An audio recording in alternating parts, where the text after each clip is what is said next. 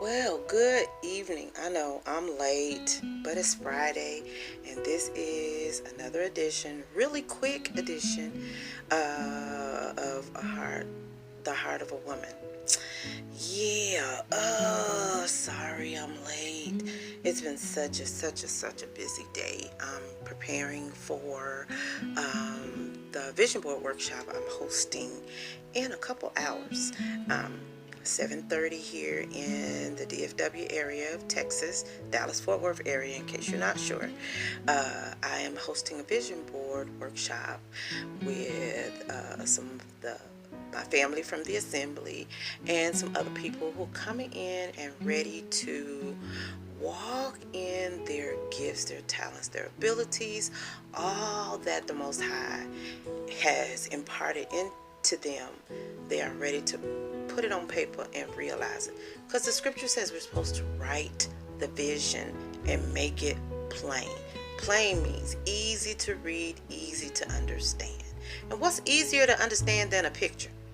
I've heard the saying, and you've probably heard it too, that a picture is worth 1,000 words. And so we save time when we put up pictures. Anyway, that's what we're doing tonight. That's what I've been doing all day. I'm at this moment allowing the my buffalo chicken dip.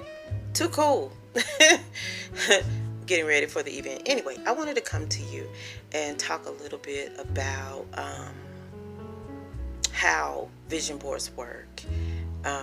Because, and I think I said it in a video before, when you know your vision and your purpose and you place it before you, as the scripture says, you're supposed to write the vision and make it plain. And you put it before you every day, someplace where you can see it. You do know that you can be you can become what you see, what you've placed before you, the imagery you placed before you.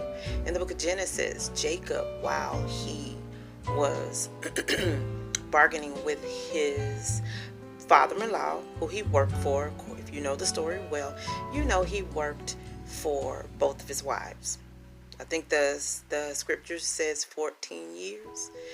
And he wanted to negotiate payment when it was time to gather his things, gather his family, his children, his wives, and leave his father-in-law's house. So they were negotiating payment.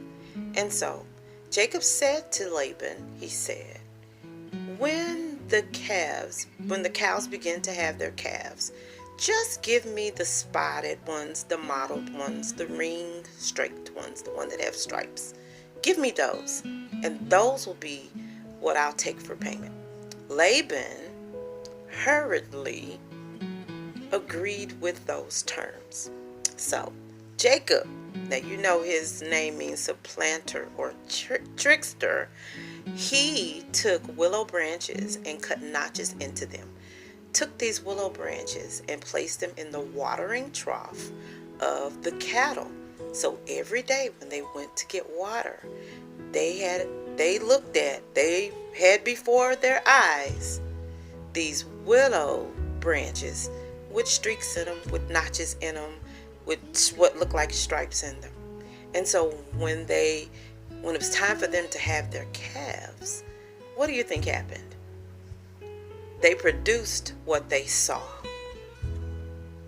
Most of the babies that were born, most of the calves that were born were ring straight, were striped, were mottled, were spotted. They produced what they put their eyes to every day. I think that's amazing. And trust me, we become what we see. We are products of our environments. We may not want to believe it, but if we see certain behaviors, I see it in the schools every day. Kids talk about, popping their head and talking out loud and attitude. These little girls, and I know they're doing it because they see it all the time. If not on TV, they see it in their homes. And so they are becoming what they see. And so I think it's time, high time, that we put proper images before us so that we can become what we see. And on my personal vision board, I put books. I'm ready to get back into writing. Now I have a volume of poetry that I need to get back on my grind and finish editing so that I can take it to print. And then I'm working with an illustrator so that I can get the coloring book and devotional that's in my spirit to get done. But while I'm here, I wanted to share with you, I write a lot. I'm going to show you my book. Just filled with stuff I've written. I write a whole lot. And I was flipping through this book that was on my table. And I said, what is this? Let me see what all this is. And find a clean page. And as I was flipping, I found this poem that I wrote. And what's funny is, I wrote it around the time that movie Bird Box, when it was real popular, I wrote this poem. So here we go. Why are we bird boxing love? Blindfolded, hiding our eyes to the truth. Holding on by a string that leads you back to what you desire to escape. Looking for Superman in his cape, the great escape. Shrinking down to fit into the box. You're bigger than that. Baby, he needs you, and that's a fact. Everything you are and everything you bring fills every gap, every hole, everything. Uncover your eyes to the greatest human love of all. Look in the mirror and love what you see, flaws and all. Make no mistake, you're fearfully and wonderfully made. Grade A. From the best stock Yah made, a vessel of honor in the hand of the king. Take your place, sis. Let your heart sing. Lose yourself in love, the love and care for yourself and your creator. Never mind those who say you're stuck up. Those are your haters. Don't worry, baby girl. It's time to glow up. And when you're content, he'll show up. Who? The one who's right for you and what you've got going on. Abba will show him how to love you strong. Until then, my sister, my friend, take off the blindfold and see your own shine. You, darling, are a reflection of the divine. Yes, I got a snap on that one for myself. Yes. Just shows that looking at my books on my vision board every day, I'm inspired to write and to create what the Most High has placed in me. Anyway, I encourage you to create a vision board. If you have any questions, hit me up in the comments so that I can answer them, so I can get you on the path to creating a functional vision board that will enable you to manifest all that the Most High has for you to do, so that you can realize your vision, your purpose, and your goals in this earth.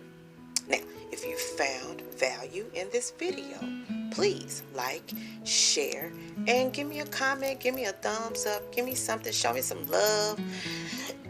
If you haven't already, please subscribe to this channel and tell other sisters that this is a safe place where we can discuss the things that affect us. All right?